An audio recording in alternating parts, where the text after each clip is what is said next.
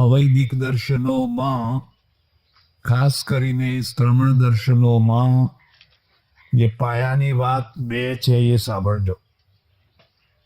પહેલી વાત તો એ છે કે જીવનનું ચરમ લક્ષ્ય નિર્વાણ અથવા મોક્ષ છે.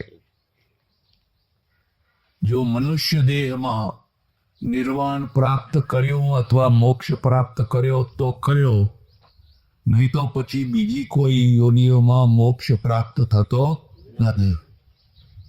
અને જો તમારે નિર્વાણ અથવા મોક્ષની આવશ્યકતા હોય તો સંસાર છોડવો પડે. સંસાર છે એ બંધનનું કારણ છે. સંસાર બંધન છે અને દુઃખમય છે, અને મોક્ષમાં પરમ સુખ અને પરમ શાંતિ છે. એક બીજી વાત યાદ રાખજો. જો તમારે સંસારનો સુખ જોઈતા હોય તો તમે મોક્ષના અધિકારી થઈ શકો નહીં. અને સંસારના સુખના બે કેન્દ્રો છે. સંસારના સુખના બે કેન્દ્રો છે. એક લક્ષ્મી અને બીજી સ્ત્રી. ખ્યાલ આવે છે? એટલે તમારે કાંચન કામિનીનો ત્યાગ કરવો જોઈએ. લક્ષ્મી અને સ્ત્રી એટલે બધો ભાર આ વસ્તુ ઉપર મૂકવામાં આવ્યો. ઋષિ દર્શન છે એટલે આપણો જે વૈદિક ઋષિ માર્ગ છે એમાં લક્ષ્મી અને સ્ત્રી આ બેયને ત્યાજ્ય નથી માન્યા. આ મુદ્દાનો ભેદ સમજ. એને ત્યાજ્ય માન્યા કેમ? કારણ કે આપણે ધર્મ, અર્થ, કામ અને મોક્ષ ચતુર્વિધ પુરુષાર્થ માનીએ. પેલા બે માને છે, અર્થ અને કામ નહીં. ધર્મ અને મોક્ષ બે. આપણે ચાર માનીએ કે ધર્મ, અર્થ, કામ અને મોક્ષ. એટલું જ નહીં, ઋષિયન કે જે વિદ્યાર્થીને જ્યારે ઘરે મોકલે છે પાછો, ત્યારે 24 વર્ષ સુધી ભણવાનું. 25મા વર્ષે ગૃહસ્થાશ્રમમાં પ્રવેશ કરવાનો, અને પછી એને આજ્ઞા કરે છે પ્રજા સંતુમાં વ્યવચ્છેદસી. પ્રજારૂપી તાંતણાને તું તોડીશ નહીં. શબ્દો પર ધ્યાન દેજો. પ્રજા તંતુમ માં વ્યવચ્છેદસી. પ્રજારૂપી તાંતણાને તું ચાલુ રાખજે. અર્થાત ગૃહસ્થાશ્રમ અનિવાર્ય છે. ત્યારે ગૃહસ્થાશ્રમ અનિવાર્ય છે. મહાભારતમાં જ કથા આવે છે. અમુક રાજા છે, નહીં સંન્યાસી છે, એ જાય છે ને તો એને એના પૂર્વજો દેખાય છે, અને પૂર્વજો ચીસો પાડે છે, અમારી મુક્તિ કરાવો, અમારી મુક્તિ કરાવો, અમારી મુક્તિ કરાવો. એટલે પેલાએ પૂછ્યું કે તમારી મુક્તિ કેવી રીતે કરું? તો કે તું લગ્ન કર અને તારે બાળકો થાય, પિંડ આપનારા, તો અમારી મુક્તિ થાય. એ પાછો ફર્યો, લગ્ન કર્યા, બાળકો કર્યા. એવી કથા છે.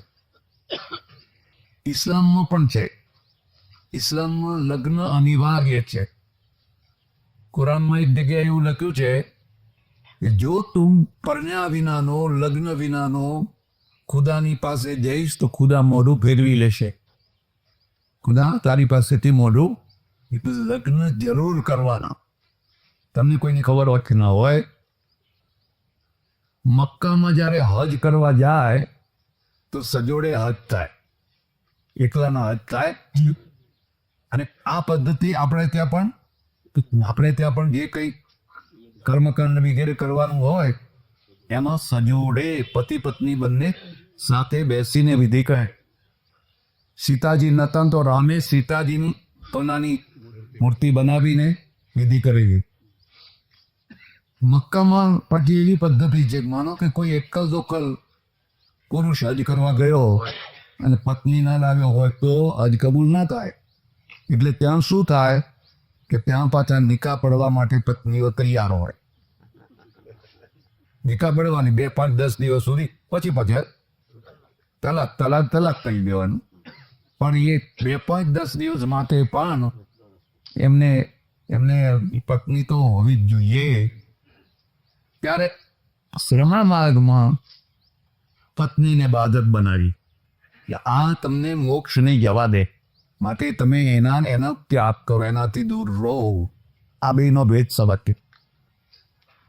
ઋષિ માર્ગ અને શ્રમણ માર્ગ. ઋષિ માર્ગમાં અર્થ એટલે પૈસા, અને પૈસાનું પ્રતીક શું છે? લક્ષ્મીજી. બરાબર, પૈસાનું પ્રતીક છે લક્ષ્મીજી. અને લક્ષ્મીજીની પૂજા હિન્દુ હોય કરે, જૈન હોય કરે એ વધારે કરે, કારણ કે લક્ષ્મીની બધાને જરૂર હોય. હવે આપણે ત્યાં લક્ષ્મીનો ત્યાગ નથી, નોંધ કરજો. લક્ષ્મીનો સદુપયોગ છે. બેનો ફરક સમજો. ત્યાગી થઈ અને પરાશ્રિત થવું, કારણ કે ત્યાગ કરો એટલે પરાશ્રિત. એક પુસ્તકાલ લઈ આપજો, એક ચંપલ લઈ આપજો, 2 મીટર કપડું લઈ આપજો, પરાશ્રિત થઈ જ ના જોઈએ. મેં ઘણા સમય સુધી પૈસાને અડ્યો જ નહીં, એમને મેં થતો હોયો. પછી મોડે સમજાયું કે આ તો ભૂલ કરી છે. આ ત્યાગ એ ખરો ત્યાગ નથી. ખરો ત્યાગ એ છે પૈસાનો સદુપયોગ. એમાં આસક્તિ રાખ્યા વિના સમય ઉપર એનો સદુપયોગ કરવો, એનું નામ છે ખરો ત્યાગ. હવે તમે કલ્પના કરો કે ભામાશા થવું સારું, જબડુશા થવું સારું, કે અકિંચન સાધુ થવું સારું? ભામાશાહે રાણા પ્રતાપને બેઠો કરી દીધો. તેની લક્ષ્મી ધન્ય થઈ કે ના થઈ? અને જબડુશાહે તો કેટલા દુકાળ લોકોને પાસ કરાવી દીધા. મારો ખજાનો ખુલ્લો છે ને, બધા લોકોના અનાજ આપો. તો ભામાશા થવું સારું, જગડુશા થવું સારું? તમે પાસરો એને એકમાત્ર થઈ જાઓ તો એક સૂત્ર યાદ રાખજો: ભીખના રોટલે ભગવાન મળે નહીં. જે લોકો ભીખનો રોટલો ખાય એને ભગવાન ના મળે. જેને મળ્યા છે એ બધાનો ઇતિહાસ જોયો. કોઈને કોઈ રીતે પોતાનો રોટલો ખાતા, કોઈને કોઈ રીતે પોતાનો રોટલો ખાતા હતા, ભલે લુખ્ખો સૂકો ગમે તેવો, પણ પોતા. એટલે આપણે ત્યાં ઋષિ માર્ગમાં ધર્મ, અર્થ, કામ અને મોક્ષ, ત્યારે 4 પુરુષાર્થોનું સંતુલન છે, બેલેન્સ છે. અને એના કારણે ગીતામાં 2 થી 3 વાર કામ શબ્દની ચર્ચા કરી છે. તેના કહ્યું પ્રજનસ્યાસ્મિ કંદર્પઃ. અર્જુનના કંદર્પ છે ને, એ પ્રજનન કરનારો એમાંની વિભૂતિ છે. પ્રજનસ્યાસ્મિ કંદર્પઃ. અને તમે જો સંસ્કૃત જાણતા હો તો એનો અર્થ સમજો તો બહુ આનંદ આવશે. કંદર્પ એટલે શું? પણ એનો અર્થ કાય કે કોનો દર્પ ના ઉતારે એ કંદર્પ. દર્પ એટલે અહંકાર. દર્પ એટલે કોનો દર્પ એને ના ઉતારે. કોઈ એવો માણસ છે કે જેને કહ્યું હાય કામદેવને હું તુચ્છ માનું છું, ચકતીમાં ચોરી નાખે? એવો દર્પ નારદને થયો. અને પછી નારદનું ઉદાહરણ રામાયણમાં આવે છે. મેં કામદેવ જીતી લીધો, મહાદેવને જઈને કહેવા માંડ્યા. એટલે મહાદેવે કહ્યું ભાઈ સારું કહ્યું, પણ જોજો આ તમે વિષ્ણુને ના કહેતા. એટલે કે કેમ ના કહું? વિષ્ણુને તો પહેલો કહીશ. મેં વિષ્ણુને જઈને કહ્યા તમને ખબર પડી? પેપર વાંચો છો નહીં? કેમ? એ કામદેવ જીતી લીધો. અને વિષ્ણુ ભગવાન વિચાર આ દોડ્યો થયો. પણ હવે મારે એનો મેહો ઉતારવો પડશે. પછી તો બધી કથા નહીં કહું તમને. નગરીના દરવાજે 6 ફૂટની એક કન્યા રાજકુમારીનું ચિત્ર મૂકેલું, અને નીચે લખેલું કે ફલાણી તારીખે સ્વયંવર થશે. અને આ ભાઈ આવતા આમ જોયું નખશીખ એક વાર, 2 વાર, 3 વાર, 4 વાર, અને લાંબો નિશાસો નાખ્યો. અરે રે, જિંદગી હે ગઈ હો. ખરી મજા તો આમાં છે. પણ હવે આ સ્વયંવરમાં જીતાય કેવી રીતે? આ નારદનું ડાચ્યું તો જેવું તેવું, એટલે તો રૂપાળો હોય તો મળે ને. એટલે એક કામ કરું કે મારા મિત્ર છે વિષ્ણુ, એનું રૂપ લઈ આવ. અને પછી વિષ્ણુના ત્યાં પહોંચ્યા. એ વિષ્ણુએ પૂછ્યું, નારદજી કેમ? કંઈક થોડું કામ છે એમ. શું કંઈક થોડા દિવસ તમારું રૂપ આપો ને. એટલે વિષ્ણુ સમજી ગયા કે મારા રૂપ કંઈ કહેવાય એવું નથી, પણ થોડા દિવસ માટે આપો. આવો કે જેમાં તમારું ભલું થશે એવું હું કરીશ. અને ભાઈ આવ્યા અને સ્વયંવરમાં બધા રાજકુમારો બેઠેલા. એને વિચાર કર્યો પહેલા જ બેસવા, પછી રાજકુમારી ગાણી હોય ને બીજા કોઈની પહેરાવી દે, આપણે રહી જઈએ. એટલે લાઈન તોડીને સૌથી પહેલા બેસાઈ. રાજકુમારીએ આમ જોયું જ નહીં. અને ભાઈ આ બે વચ્ચે માથું કાઢ્યું, તોય ના દેવું. આમ કરતા કરતા કરતા કરતા આગળ જતા ગયા અને માથું કાઢતા ગયા, પણ રાજકુમારી એના તરફ જોયું જ નહીં. સૌથી છેલ્લે વિષ્ણુ ઉભેલા. રાજકુમારીએ મારા પહેરાવી દીધી સડસડાટ, અને પછી ધુઆ પોઆ ધુઆ પોઆ ધુઆ પોઆ ધુઆ. એટલે ગણ હતા એ ખડખડાટ હશે, ક્યાં હશે તમે? પણ જ્યારે તમારું મોઢું તો જુઓ. કુંડ હતો ને એમાંથી જોયું તો વાંદરું દેખાયું. હે, વાંદરું ક્યાંથી? પછી ખબર પડી કે વિષ્ણુએ તો મને વાંદરાનું રૂપ આપ્યું, માણસનું નહીં. પણ વાંદરાનો કોઈ એના ક્રોધનો પાર ના લાગે. લાંબી કથા છે. અને વિષ્ણુને શ્રાપ આપ્યો. અને પછી એને ભાન થયું, કંદર્પ અગણિત અમિત છબી નીલ નીરદ સુંદરમ પટ પીત માનહુ હરિત રુચિ સુચિ નવમી જનત સુતા. કેટલું સુંદર સ્તોત્ર લખ્યું. કંદર્પનો અર્થ થાય છે કમ ન દર્પયતિ ઇતિ કંદ. કોનો દર્પ ન ઉતારે. બધાનો દર્પ ચાલે, પણ આના આગળ કોઈનો દર્પ ચાલે. એટલે ખાસ વાત યાદ રાખ, ખાસ યાદ રાખ. ભક્તિ માર્ગમાં હાથ જોડીને જે રહે એની બાજી મુઠ્ઠી રહે. અને જે છક્યો અને આમ હું કઈ એ તો ચોળી જવાનો. એને ચોળી જતા વાર લાગે. એટલે આપણે ત્યાં પ્રજનસ્યાસ્મિ કંદર્પ. અર્જુન આ કંદર્પ છે એ મારી વિભૂતિ છે. તો પછી ષડરીપુમાં દુશ્મન કેમ કહો છો? ષડરીપુ કામ ક્રોધ આમાં સૌથી પહેલા એ દુશ્મને છે ને એ મિત્ર પણ છે. ખ્યાલ આવે? એ દુશ્મન પણ છે અને મિત્ર પણ. જો એટલે બીજી વાર એનું સ્પષ્ટીકરણ કર્યું. ધર્મા વિરુદ્ધો ભૂતેષુ કામોસ્મિ ભરતર્ષભ. હે ભરતર્ષભ, ધર્મથી અવિરુદ્ધ એવો જે કામ છે એ હું છું. ધર્મા વિરુદ્ધો ભૂતેષુ કામોસ્મિ ભરતર્ષભ. એટલે ગીતાએ એનો સ્વીકાર કર્યો. વારંવાર આ વાતને સ્વીકાર. એટલું જ નહીં, આપણી સ્મૃતિઓમાં તો લખ્યું છે ભ્રૂણ હત્યામાં વાપનોતી હરિતો ભાર્યા પરાંગ મુખા. ભાર્યા એટલે પત્નીને જ્યારે ઋતુકાળ ચાલતો હોય એ વખતે ભાર્યાથી જે વિમુખ થાય નરકમાં જાય. ભ્રૂણ હત્યામાં વાપનોતી હરિતો ભાર્યા પરાંગ મુખ. એટલે આપણે કામને મિત્ર પણ માન્યો છે અને દુશ્મન પણ માન્યો છે. હું તમને એક બીજી વાત પૂછું. આ ઘી છે એ માણસનું મિત્ર છે કે દુશ્મન છે? હા, હવે સમજ્યા. જો તમે 1 તોલો 2 તોલો પછી એટલું ખાઓ તો મિત્ર છે, અને બરણી ભરીને પી જાઓ તો? જો બરણી ભરીને પી જાઓ તો એ દુશ્મન છે. એમ કામની પણ માત્રા છે. એ માત્રામાં જો તમે રહો તો એ તમારો મિત્ર છે. હવે જો એ નિતાંત દુશ્મન હોય તો પછી તમે ભગવાન આગળ એવું ના માગો કે હે ભગવાન મને એવો બાળક આપજે કે જેમાં કામ શક્તિ હોય જ નહીં. કોઈ એવો બાળક કોઈ માગે કરો, અને એવો કોઈને મળે તો રાજી થાય કરો. અરે એ તો એની શક્તિ છે, એની શક્તિ છે.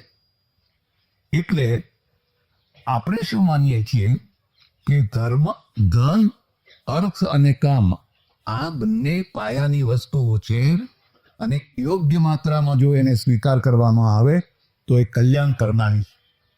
એટલે પરોપજીવી થવું એના કરતા ભામાશા થવું. જરા દિલવાડાના દેરા બંધાયા વસ્તુ પર ને કઈ પર એના પૈસાનો ઉપયોગ થયો નથી. એમ તમારી પાસે પૈસો હોય તો એ પૈસાનો તમે સદુપયોગ કરો, એ ખરો ત્યાગ છે. એ સાચો ત્યાગ છે. પૈસાને અડતા જ નથી ને પછી લોકોને માંગતા થઈ જાઓ. કોઈ ટિકિટ લઈ આપે, કોઈ કંઈ લઈ આપે, કોઈ કંઈ લઈ આપે, કંઈ લઈ આપે. એ બરાબર નહીં. મુદ્દો સમજાય. એટલે આપણે ત્યાં પત્ની ત્યાગ નથી. અને જો પત્ની ત્યાગ હોય તો પતિ ત્યાગ હોય કે ના હોય? આ તો સારું છે કે કોઈ સ્ત્રીઓ પતિ ત્યાગ નથી. હવે કરવા માંડી જો. બુદ્ધની પત્ની છોડીને બુદ્ધ નીકળી પડ્યા, પણ બુદ્ધની પત્ની છે એ છોડી નીકળી પડી હોત તો એને વૈરાગ્ય ચડે કે ના ચડે? અને એ અંકે લે તો ઉતો રહે ને હું હવે જઉં છું, ધોકો લઈને પાછળ પડે લોકો. પાછી વાર. એટલે આ બેના ભેદને તમે સમજજો. હવે આપણે મૂળ વાત ઉપર આવશું. એટલે આપણે ત્યાં જે સૌથી પ્રાચીન દર્શન છે ને એ દર્શનનું નામ છે સાંખ્ય દર્શન.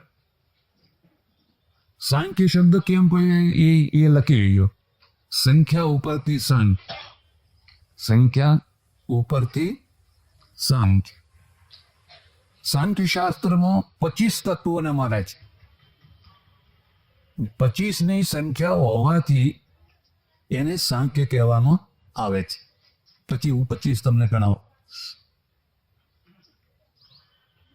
પણ મૂળમાં 2 તત્વો છે. મૂળમાં કેટલા તત્વો છે? પુરુષ અને પ્રકૃતિ. ગીતામાં કેટલી વાર આ વાત હશે? પુરુષ પ્રકૃતિની પુરુષની ચૈવ વિદ્યનાદિ ઉભાવપી વિકારાંશ ગુણાંશ ચૈવ વિદ્ધિ પ્રકૃતિ સંભવાન. પ્રકૃતિ અને પુરુષ આ 2 તત્વો છે.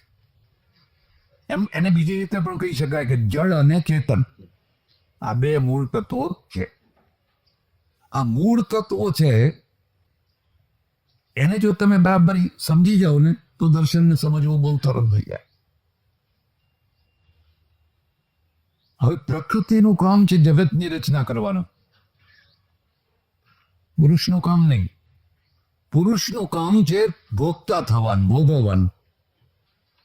તો પ્રશ્ન એ થાય કે આ જગત કર્યું કોણે? કે પ્રકૃતિએ.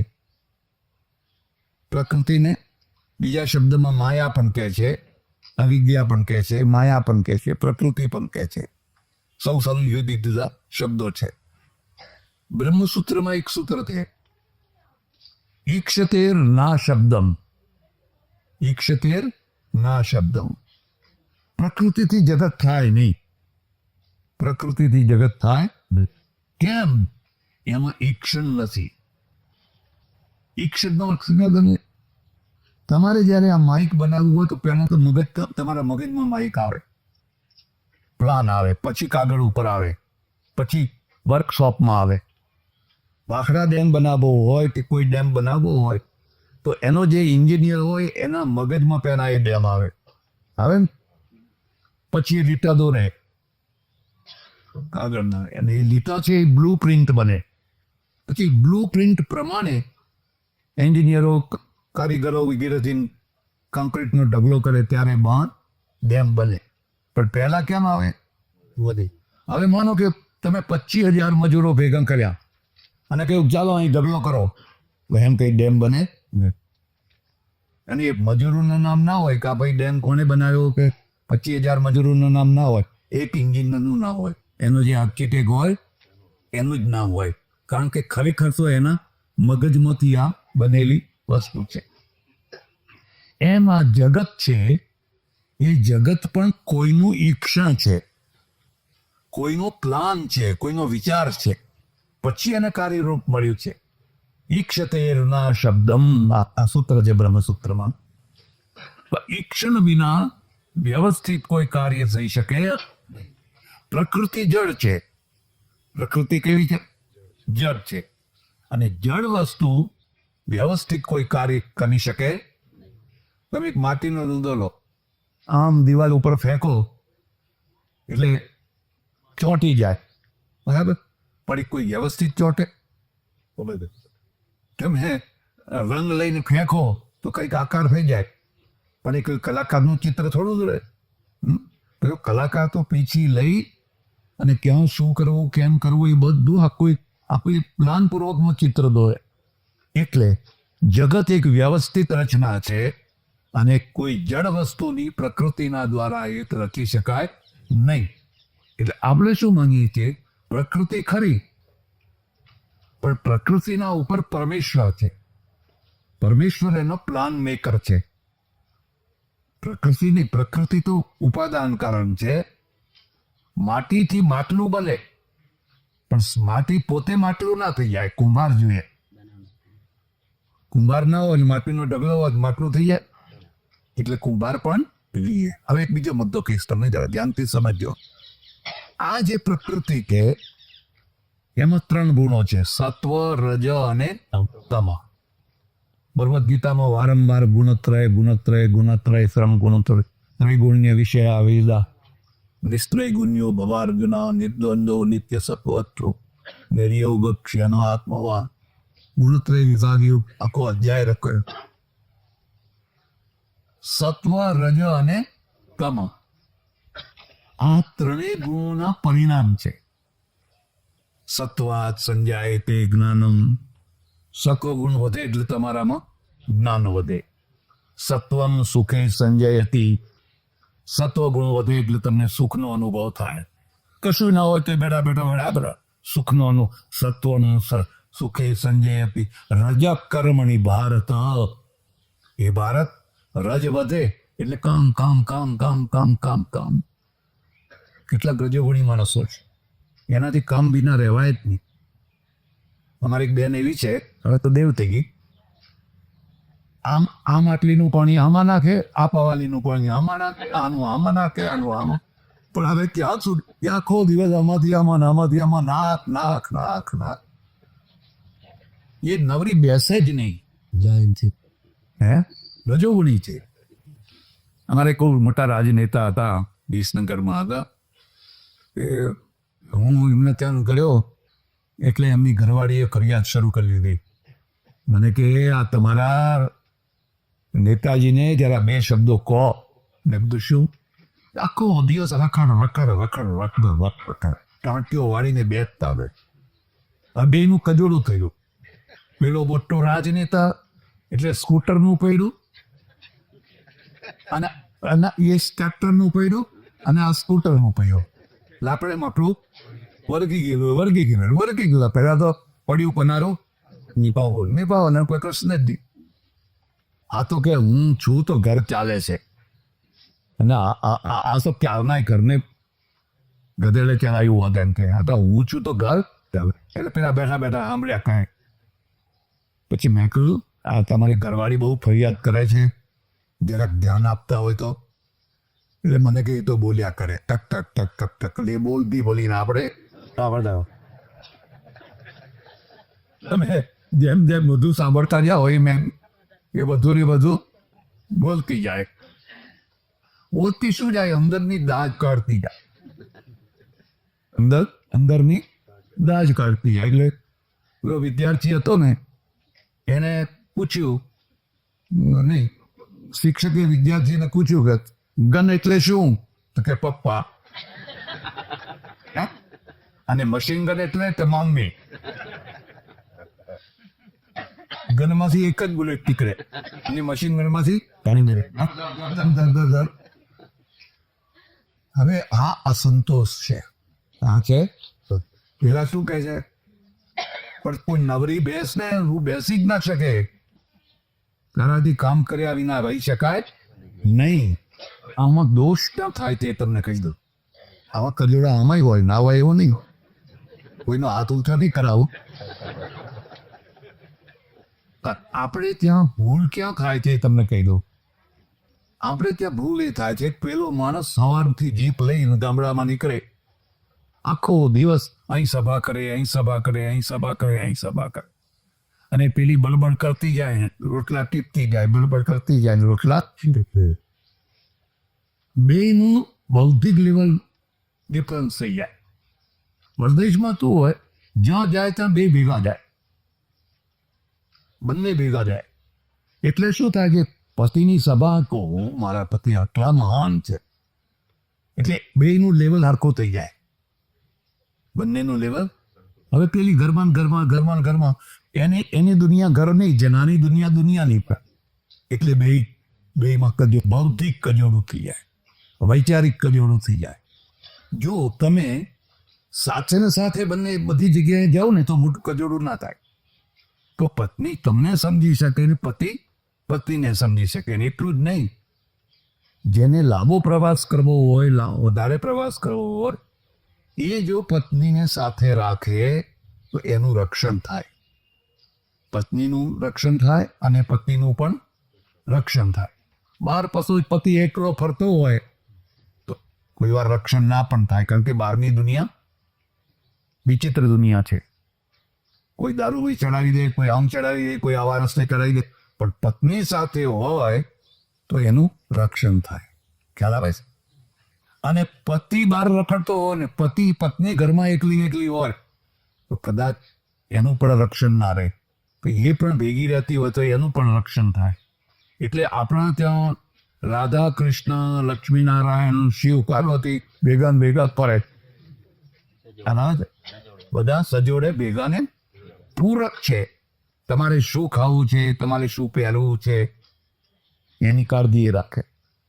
એટલે બંને એકબીજાના પૂરક છે. ને આપણે, તું તારું ઘર અંબાડ ને હું હવે આવતી દુનિયામાં ફર્યા કરું છું એકલો દીકરો, ઘણી વાર એમાંથી અનર્થો ઉભા થાય. બધું સમજે છે. એટલે 3 ગુણો છે.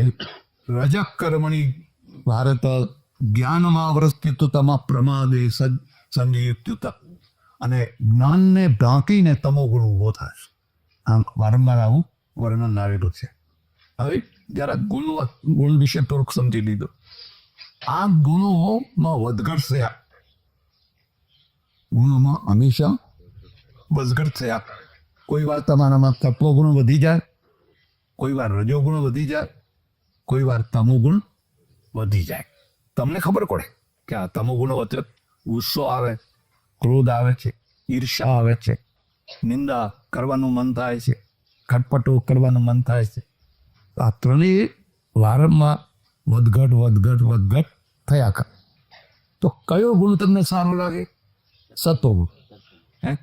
સત્વગુણ વધ્યો ને, સત્વમ સુખી સંજયતી, બહુ આનંદ આવે, બેઠા પણ એને આનંદ આવે, બહુ જ શાંતિ, બહુ તૃપ્તિ રહે એને.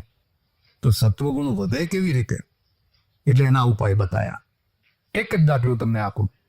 તમે બધા અત્યારે અહીં બેઠા છો તો અત્યારે કયો ગુણ છે? તો સત્વ. ભલે તમે હમણાં અંતિ ઉઠ્યા પછી જે થવું હોય, હા, પણ અત્યારે તો તમારા બધાના મનની અંદર સત્વગુણ વધેલો છે. અને એ સત્વગુણ તમને સુખ આપે છે કે દુઃખ આપે છે? સુખ આપે. એટલે તો લોકો 1000 કામ પડતા મૂકીને પણ સત્સંગમાં જાય છે. ભાઈ હા, ચાલો. એમ તમે જ્યારે ભક્તિ કરવા બેસો, તમે જ્યારે સત્સંગ કરવા બેસો, તમે જ્યારે પાઠ પૂજા કરવા બેસો, તમે જ્યારે કીર્તન કરવા બેસો, ત્યારે સત્વગુણ વધે. તમે જ્યારે દાન પુણ્ય કરો, સેવા કરો, મંદિરમાં જઈને ઝાડુ લગાવો, કોઈને ખવડાવો, ત્યારે સત્વગુણ વધે. કર્મજા બુદ્ધિ, એ બધા સત્વગુણને વધારનારા છે. અને રજોગુણ છે, હવે આ ચૂંટણી આવી, કયો ગુણ વધશે? રજોગુણ. બધે વધી જ રહ્યો છે. આપણે ના સાંભળવું, અમારા એક સજ્જન એવા છે ને કે તમારે ના સાંભળ્યું હોય તો રાજકારણની જ વાતો કરે. અને હવે આના તો કેવું જ પડે. અને આના નાખો તો એમનું બોલ. એમાં એનો દોષ નથી. અંદર જે છે એ જ બહાર નીકળે છે. અંદર કૂવામાં જે પાણી હોય એવું ડોલમાં બહાર નીકળે. કેટલાક માણસો એવા છે કે ભયંકર તમોગુણમાં જીવતા હોય. ત્યાંથી ગાયો પકડવી, આ રખડતી ગાયો અહીં 4-5 રખડે છે, ટેમ્પો લઈને આવવાનું, આમ ભરી લેવાની, આમ દબાઈ દેવાની, બોલે ઊંચું નાતા. હવે આખી પ્રવૃત્તિ છે એ કેવી છે? તમોગુણ. એટલે આ 3 ગુણો છે, સત્વ, રજ અને તમ.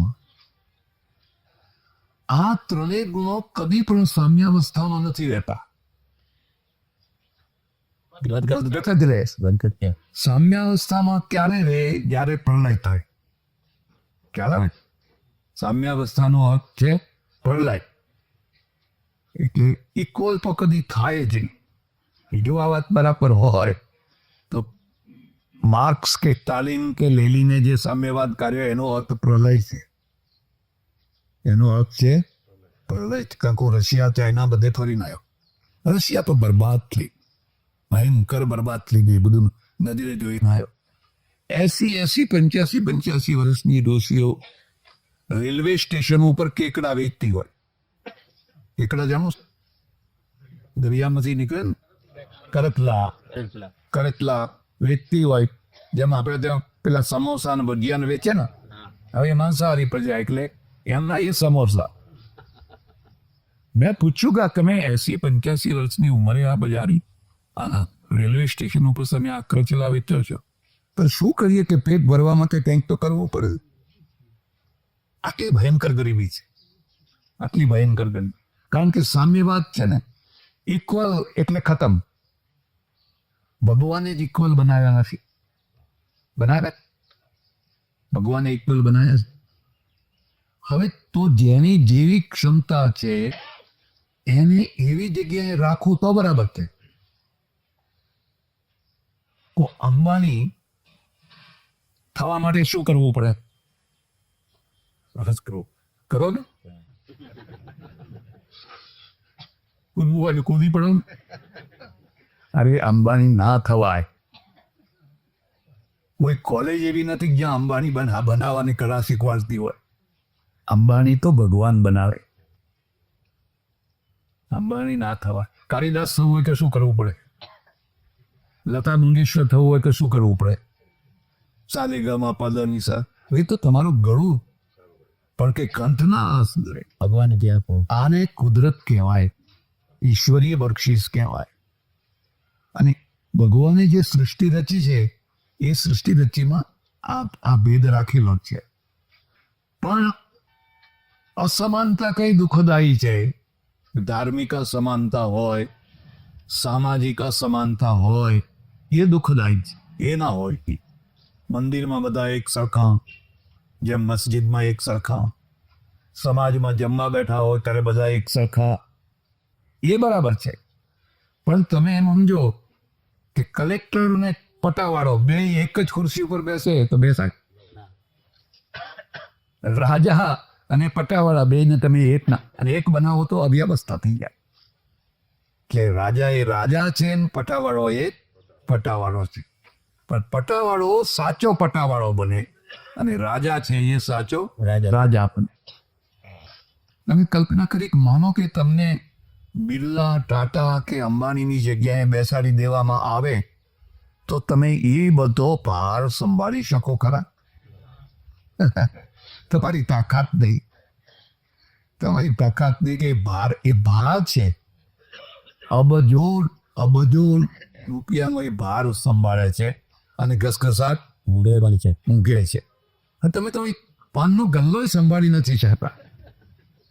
સંભાળી શકો? પાનનો ગલ્લો નથી. હવની કેપેસિટી કેવી કેપેસિટી છે?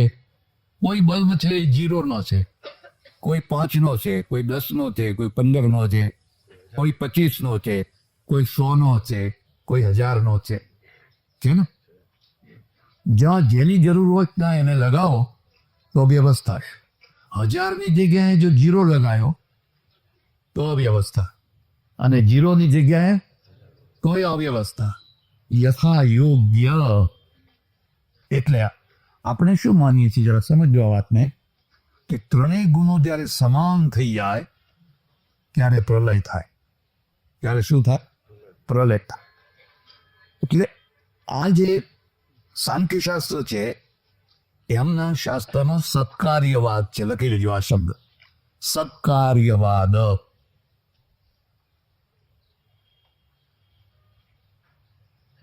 સત્કાર્યવાદ એટલે શું? આપણે કહ્યું કે આ પેલા સરાકે આ પથ્થરમાંથી મૂર્તિ બનાવી, હે, આવડો મોટો પથ્થર હતો, સરસ મકા હનુમાનજીની મૂર્તિ બનાવી, એમ કહીએ ને આપણે.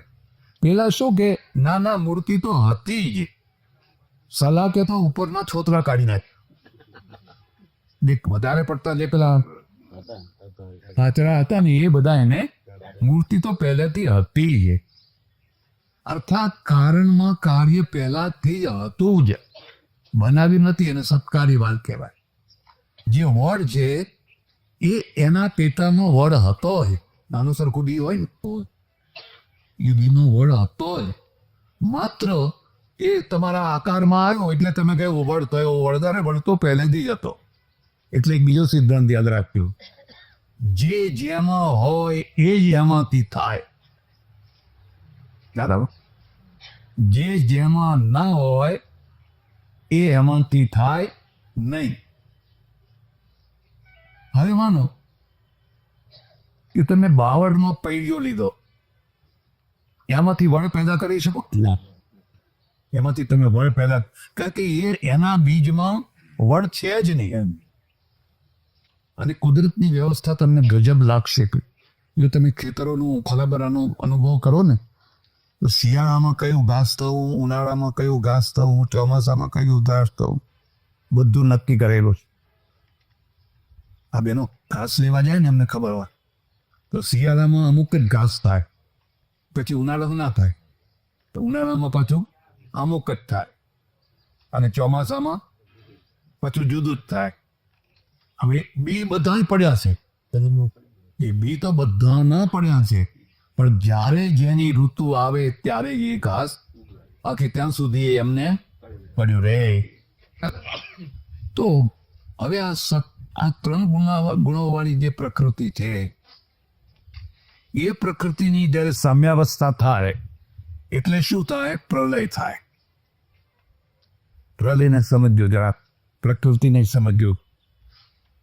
માનો કે પ્રલય થઈ રહ્યો છે, તો કાર્ય કારણમાં ભળી રહ્યું છે.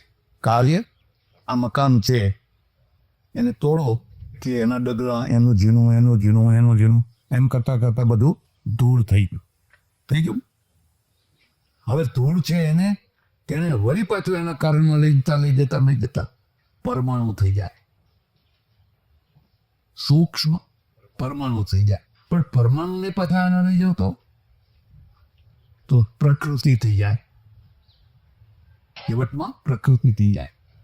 એટલે આઈન્સ્ટાઈન છે ને, આઈન્સ્ટાઈને જ્યારે અણુ વિસ્ફોટ કર્યો, અણુ વિસ્ફોટને સમજવા જેવો છે. એનું શું કહેવું છે? ઇલેક્ટ્રોન, ન્યુટ્રોન અને પ્રોટોન, 3 કણો, અને 3 કણો એક સરખા નથી. બિલકુલ સત્વ, રજ અને તમો. એક કણ છે એ નાભીમાં પડ્યો છે અને બેસી રહે છે, આર શું છે, કશું કરતો નથી. બીજો કણ છે ને ગોળ એ લોકો ફલ્યા તો એની સ્પીડ છે એટલે ફર. હવે પેલો જે નાભીમાં પડેલો કણ છે એને જો તમે ભેદન કરો તો એમાંથી ઉર્જા પેદા થાય. પણ એને ભેદન ક્યારે કરી શકો? કે ઉપરનો જે કણ છે એની સ્પીડ કરતા ભેદન કરનારું તત્વ વધારે સ્પીડ વાળું હોય તો. હું તમને દાખલો આપો. એટલે કે માનો કે માણસ લાઠીબાજ છે, આમ લાઠી ફેરવે. પેલા ઘણા લાઠીબાજ રહેતા, એવી લાઠી ફેરવે છે તમે પસરો મારો તો ટકરાઈ જાય, પાછો પડી જાય. કારણ કે લાઠી એક જ ટાઈમે બધી જગ્યાએ ખરે અસ્તિત્વ ધરાવે. સાયકલનું પૈડું ફરે છે ને, એના વાયર છે, પથરો મારો પાછો પડશે. પણ 2 વાયર વચ્ચે જે જગ્યા છે એ જગ્યાને પાર કરતા જેટલો ટાઈમ લાગે છે એથી વધારે સ્પીડ વાળી કોઈ અંદર કરો તો તમે સાયકલને પાર કરી શકો. એમ પેલો જે ઇલેક્ટ્રોન છે ફર કરે, એના કરતા વધારે કોઈ કિરણ વાળું કરો તો પેલો વિસ્ફોટ થાય. વિસ્ફોટ થાય એટલે શું થાય? ઉર્જા થાય. અને ઉર્જા છે એ પરમાણુ નથી. પરમાણુમાંથી ઉર્જા, પણ ઉર્જા પોતે પરમાણુ નથી. આ વાત સમજવા જેવી છે. હવે આ જે ઉર્જા છે એને આપણે કાલી માતા કહીએ છીએ. કઈ માતા કહીએ છીએ? કાળી માતા. યા દેવી સર્વભૂતેષુ શક્તિ રૂપેણ સંસ્થિતા. શક્તિ એટલે ઉર્જા. નમસ્તસ્યૈ નમસ્તસ્યૈ નમસ્તસ્યૈ નમો નમઃ. તમે એવો એક પણ ક્રમ લઈ આવો જેમાં ઉર્જા ના હોય. કોઈ છે કે કોઈ પણ પૃથ્વીનો, જળનો, વાયુનો, અગ્નિનો, કોઈ પણ ગમે તે ચપટી ધૂળ લો. આઈન્સ્ટાઈને કહ્યું છે કે એક ચમચી જો ખાંડ લઈએ અને એની પૂરેપૂરી ઉર્જા જો પ્રાપ્ત કરવામાં આવે તો એક સ્ટીમર મેં આખી દુનિયાનું ચક્કર લગાવી શકાય એટલી ઉર્જા એમાં છે. કેટલામાં? એક ચમચી ખાંડમાં એટલી ઉર્જા છે કે જો એને પૂરેપૂરી ઉર્જા જો બહાર કાઢવામાં આવે, સ્ટીમર આખી દુનિયાનું ચક્કર કાપી શકે. એટલે આખી દુનિયા શું છે? ઉર્જાથી ભરેલી છે. યા દેવી સર્વભૂતેષુ શક્તિ રૂપેણ સંસ્થિતા. નમસ્તસ્યૈ નમસ્તસ્યૈ નમસ્તસ્યૈ નમો નમઃ. તમે વિચાર કર્યો કે આપણે કાળકા માતાને કાળું રૂપ કેમ આપ્યું? કાળકા માતા તો કાળા હોય, જીભ લાલ હોય, શરીર કાળું, આખું શરીર કાળું હોય. એનું કારણ છે જ્યારે પ્રલય થાય તો સૂર્ય ખતમ થઈ જાય, ચંદ્ર ખતમ થઈ જાય, તારા ખતમ થઈ જાય. આ બધું જેટલું કઈ દ્રશ્ય જગત છે એ બધું ખતમ થઈ જાય. હવે સૂર્ય ચંદ્ર નક્ષત્ર સૂર્યો ભાતિ ન ચંદ્ર તારકાહ નેમા વિદ્યુત કુતોય મગ્નિ તમેવ ભાંતમ અનુભાતિ સર્વમ. ત્યાં સૂર્ય નથી, ચંદ્ર નથી, તારા નથી, કશું જ નથી. એટલે કશું ના હોય તો શું હોય? અંધકાર હોય. આજે જે આપણને આ પ્રકાશ દેખાય છે સૂર્ય તો સૂર્ય ના હોય તો અંધકાર હોય. એ જે ગાઢ અંધકાર છે ને એ મહાકાલી છે. અબજો અબજો વર્ષો સુધી મહાકાલી, એમને મહાકાલી. પછી એમાંથી સૃષ્ટિની ઉત્પત્તિ થાય. તો એ મહાકાલી છે, એનું રૂપક બનાવ્યું. અને એ મહાકાલી જ્યારે સૃષ્ટિની ઉત્પત્તિ થવાની હોય ત્યારે પેલા જે 3 ગુણો છે સત્વ, રજ અને એમાં ક્રિયા, હલચલ પેદા થાય. હલચલ પેદા થાય તો વિષમતા થાય. વિષમતા થાય એટલે 2 પરમાણુ ભેગા થઈને દ્વૈણુક બને, 3 દ્વૈણુક બનીને સ્ત્રસરેણુ બને, 4 સ્ત્રસરેણુ બનીને ચતુર્ણુક બને. ખ્યાલ આવે? આપણા પૌરાણિક રૂપને સમજવાનો પ્રયત્ન કરો. ભાગવતમાં લખ્યું કે બધું ચારે તરફ ઘોર અંધકાર સિવાય કંઈ જ નહીં. ત્યારે શું હતું? તો ભગવાન પોતાનો અંગૂઠો પોતાના મોઢામાં મૂકીને વડના પાંદડા ઉપર પોઢ્યા હતા. કરારવિંદે ન પદારવિંદમ મુખારવિંદે વિનિવેશયંતમ બટસ્ય પત્રસ્ય પુટે શયાનમ બાલમ મુકુંદમ મનસા સ્મરામિ. આ શ્લોકમાં છે ને અરવિંદ અરવિંદ અરવિંદ અનુપ્રાસ છે, અલંકાર છે. એટલે તમને સાંભળવું બહુ ગમે. આ સમજાય કે ના સમજાય? કરારવિંદે ન પદારવિંદમ. કરારવિંદથી પદારવિંદ આમ પકડીને મોઢામાં લઈ આવ્યા. મુખારવિંદે વિનિવેશયંતમ ને પછી મોઢામાં બટસ્ય પત્રસ્ય પુટે શયાનમ. વડના પાંદડામાં સુતાય. બાલમ મુકુંદમ મનસા સ્મરામિ. એવા બાલ મુકુંદને હું મનથી સ્મરણ કરું. તો તને કોઈ વાર વિચાર ના કર્યો? આ મુશ્કેલી શું છે કે આપણે લોકો વિચાર નથી કરતા. આ વડના પાંદડામાં છોકરું સૂઈ શકે ખરું? અને સૂવે તો પાંદડું તરે ખરું? ડૂબી જાય. વટસ્ય પત્રસ્ય પુટે શયાનમ બાલમ મુકુંદમ મનસા સ્મરામિ. આ ડાર્વિનનો અમીબા છે, લખી લો. આ ડાર્વિનનો એક કોષીય અમીબા છે જેને આપણે બાલ મુકુંદ બનાવ્યા છે. એ ઉત્ક્રાંતિવાદ છે. એ ઉત્ક્રાંતિવાદમાં જળ જળ જળ જળ જળ જળ જળ અને પછી જળમાં જીવન આવ્યું. તો પહેલું જે જીવન આવ્યું એ એક કોષીય અમીબા. એક કોષીય અમીબા એટલે પોતે જ પોતાનું ચૂસા કરે એ બહાર મોકલ્યું છે. ખ્યાલ આવે? એક કોષીય અમીબા. પછી લાંબા ગાળે દ્વિકોષી, પછી ત્રિકોષી, પછી ચતુર્કોષી, એમ કોષો વધતા પહેલો જે અવતાર થયો ને એ મત્સ્ય અવતાર. ખ્યાલ? મત્સ્ય અવતાર. આ અમીબામાંથી માછલા સુધી પહોંચતા કરોડો વર્ષ લાગી ગયા. એ રાતોરાત માછલું થઈ જાય એના પહેલા તો કેટલા. અને અવતાર શબ્દનો અર્થ સમજો. અવતાર એટલે મોડલ. અવતાર એટલે માનો કે આ ઘડિયાળ છે. આ ઘડિયાળના એના પહેલાના 100 મોડલો હશે કે નહીં હશે? તો બધા 100 હરકાવર ના. કોઈ ચાબી વાળું આવે, કોઈ આમ આવે, કોઈ આવું આવે, કોઈ આવું આવતા આ મોડલ આપણે તો આ છેલ્લું મોડલ છે ના. આના પછી તો કેટલાય મોડલ આવશે.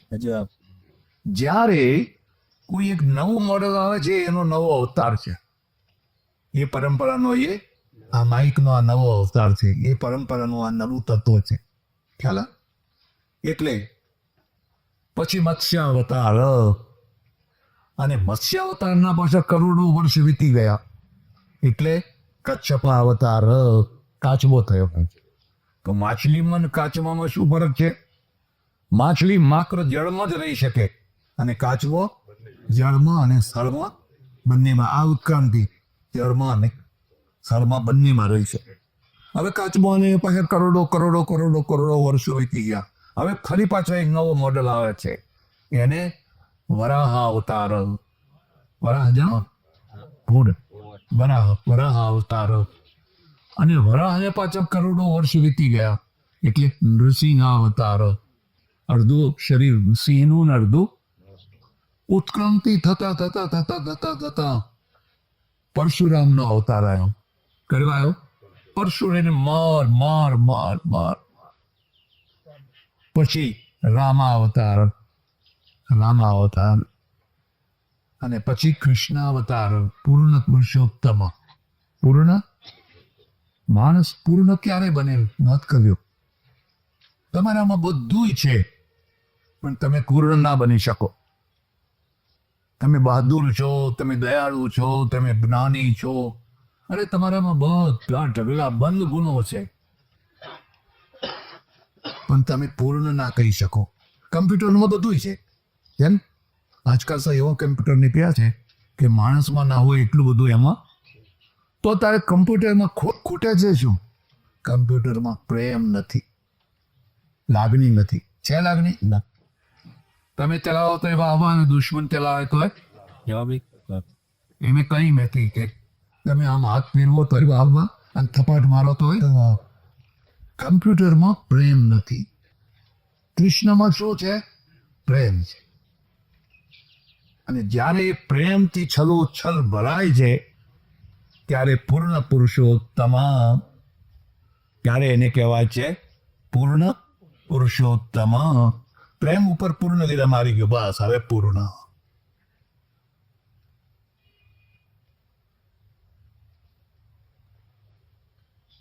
એટલે પ્રેમનો બીજો ભાવ લાગણી. પ્રેમ એટલે લાગણી. અને પ્રેમનો પછી થોડુંક વિશેષણ લેવું. શુદ્ધ પ્રેમ.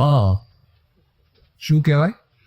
એટલે 2 શબ્દો લખજો. શુદ્ધ પ્રેમ અને માયાવી પ્રેમ. તમે કાપડિયાની દુકાને જાઓ અને તમને જોઈએ બે ચા આવવા દે. આ તમારું પર હેત ઉભરાઈ ગયું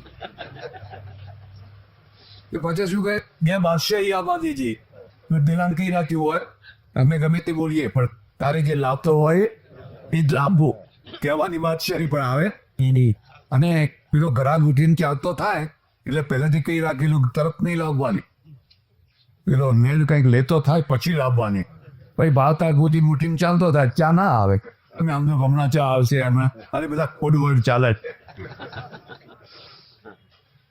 તો હવે એ જે તમારા માટે ચા મગાવે છે એ કંઈ શુદ્ધ પ્રેમ, શુદ્ધ લાગણી નથી. એટલે એને માયાવી કહેવાય. સ્વાર્થ માટેનો પ્રેમ છે કે માયા કે માયાવી પ્રેમ અને શુદ્ધ પ્રેમ. શુદ્ધ પ્રેમ કોને કહેવાય? જેમાં આપવાનું જ હોય, લેવાનું હોય જ નહીં. લેવાની ધાનસ જ ના હોય. હું શું આપું, શું આપું, શું આપું, શું આપું, એ જ વૃત્તિ હોય એને શુદ્ધ પ્રેમ કહેવાય. ઉર્દુ વાળા આના માટે બહુ સરસ શબ્દ વાપરે છે, લખો જ લખી લેજો. ઇશ્કે મજાજી અને ઇશ્કે હકીકી. ઇશ્ક એટલે પ્રેમ, ઇશ્કે મજાજી અને ઇશ્કે હકીકી એટલે સ્વાર્થ માટે, લોભ લાલચ માટે, પોતાની ઈચ્છાઓ પૂરી કરવા માટે જે ઇશ્ક કરવામાં આવે એ ઇશ્કે મજાજી કહેવાય. અને માત્ર પરમેશ્વરને રાજી કરવા માટે જે થાય એને કહેવાય ઇશ્કે હકીકી. આ બેનો ભેદ છે.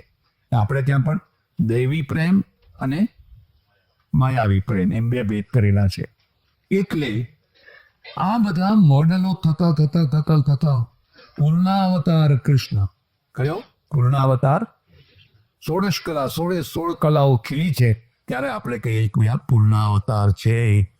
આ ઉત્ક્રાંતિ વાત સાથે પણ મેળવવા હોય તો તમે મેળવી શકો. સાંખ્યવાળા શું કહે છે કે આ સૃષ્ટિ તો ગાઢ અંધકારમાં હતી. ગાઢ અંધકાર કે મહાકાળી ગાઢ અંધકારમાં હતી. માં પાવા તે ગઢથી ઉતર્યા, માં કાળી રે માં પરવરિયા ગુજરાત પાવા વાળ. અને એ પાવાગઢથી નીચે ઉતરી. કોણ? પેલી મહાકાળી. કેમ? કારણ કે એને સૃષ્ટિ બનાવી છે. ને સૃષ્ટિ બનાવી હોય એટલે સત્વગુણ રજોગુણ ને એને રમતા મૂકી દો, એ આપોઆપ બનાવી લેશે. એને રમતા મૂકી. એટલે આપણે શું કરીએ છીએ નવરાત્રિમાં પેલા ગરબા હોય ને, હવે તો ખબર નહીં પણ કેના બધા ગરબા પોરાવતા અને અંદર દીવો હોય અને અંદરથી પછી પેલા જમ અજવાળું અને પેલા ગર કોઈ બહેનો હોય ગરબે રમ્યા કરતી હોય. એટલે આ મહાકાળી છે એ પાવાગઢથી ઉતરી અને ચાલતા ત્યાં પતઈ રાજા હાથમાં આવે. પતઈ રાજાનો અર્થ જીવાત્મા. પતઈ રાજાનો અર્થ થાય છે વિષય લંપટ જીવાત્મા. મારી રાણી બનો, મારી રાણી.